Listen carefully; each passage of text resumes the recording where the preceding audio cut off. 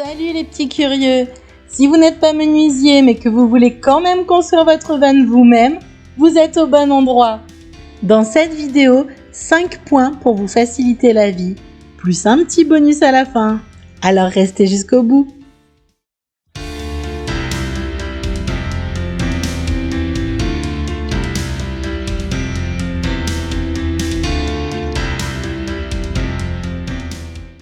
Tu rêves de passer tes vacances en van ou même d'y vivre dedans? Tu n'as pas le budget d'un van préfabriqué, mais tu n'es pas très fort en bricolage? Alors inspire-toi de notre van. Achète un fourgon vide et grâce à de petites astuces et des meubles déjà préfabriqués dans le commerce, facilite-toi la vie. Et à toi la van life cet été. Nous, c'est Flo et Henri et nous avons mis à peine 2 mois à construire notre van, à côté de nos jobs respectifs et de notre vie de famille. Tous les aménagements y sont facilités, l'eau, l'électricité et le mobilier. Mais notre van est idéal et cosy pour partir toutes nos vacances sur les routes découvrir le monde. En attendant, pour encourager notre travail et avant d'oublier, abonne-toi et un petit pouce bleu si notre vidéo te plaît. N'hésite pas à poser toutes les questions que tu veux en commentaire, nous serons ravis d'y répondre. J'espère que vous n'avez pas de main gauche par contre, parce qu'avant de commencer tout projet de bricolage, il vous faut le matériel adéquat. Vous trouverez dans la barre d'infos ci-dessous des liens affiliés avec les principaux outils qui nous ont servi dans notre aménagement. Cette liste est non exhaustive bien sûr, et si vous, amis bricoleurs, avez d'autres idées qui vous viennent, n'hésitez pas à les noter dans les commentaires ci-dessous. Vous aurez besoin d'outils pour lesquels il vous faudra un peu de pratique pour les apprivoiser. Une scie sauteuse, une perceuse visseuse, une ponceuse, une fileteuse pour mettre des inserts métal.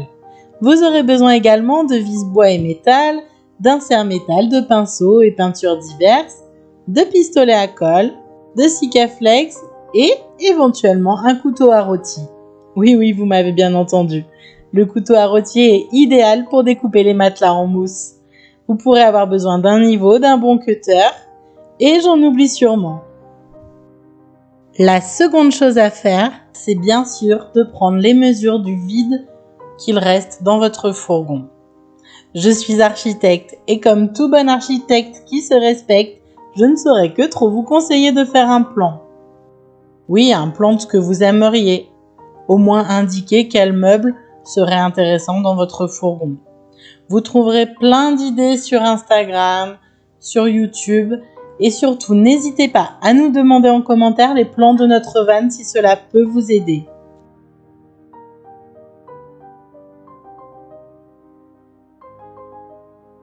Le troisième point, une fois que c'est fait, filez sur un site de meubles en kit, Ikea, Leroy Merlin, Castorama, Jiffy, pour trouver des meubles déjà préfabriqués et qui correspondent aux dimensions des meubles que vous envisagez dans votre van. Notre cuisine est faite de meubles Ikea, à la fois de cuisine mais aussi de salle de bain. Nous en avons agrandi par l'arrière avec juste 2 tasseaux et une planche de bois. Mais quand on n'est pas menuisier, c'est un réel confort d'avoir déjà les portes et les tiroirs prêts à poser. Et pour ce meuble en haut, rien de plus simple. Je vous laisse aller voir la vidéo juste en haut à droite où vous trouverez tout le déroulé. Mais il s'agit en fait de 2 cadres photos. Notre quatrième point, c'est de choisir un système électrique par batterie nomade et non pas un système électrique fixe. C'est vrai que nous ne sommes pas électriciens, mais surtout, on voulait aller vite et on voulait vite partir en voyage. Donc c'était vraiment le système qui nous convenait le mieux. Au niveau électrique, nous avons un système EcoFlow qui est une batterie nomade. Elle nous sert pour charger les téléphones lorsque nous ne roulons pas pendant plusieurs jours. Et elle nous sert également pour notre plaque à induction. Et oui, nous ne voulions pas de gaz, parce que là aussi c'était beaucoup de travail. Et nous avions un petit peu peur de système de gaz que l'on installerait nous. Du coup, on a préféré de l'induction et qui se recharge sur l'EcoFlow également. Sur le toit de notre van, nous avons des panneaux photovoltaïques qui permettent de la recharger lorsque nous sommes sur un point fixe et que par chance il fait soleil.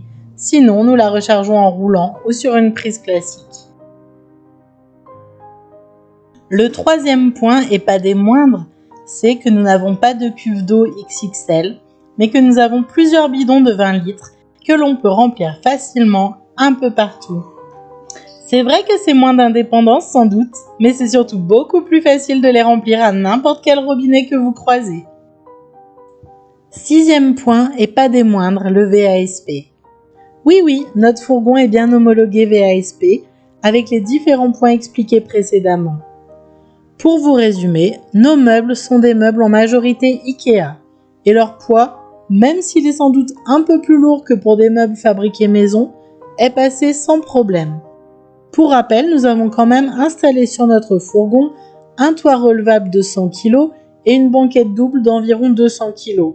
Donc vous n'avez pas de crainte à avoir là-dessus. La plaque à induction en surprend plus d'un, mais elle est totalement acceptée en VASP. Il suffit juste qu'elle ne bouge pas. Ici, c'est même une plaque à induction portable de chez IKEA. Nous l'avons encastrée proprement dans le plan de travail et fait en sorte qu'elle ne bouge pas. Et nous avons prévu les ventilations qu'il fallait.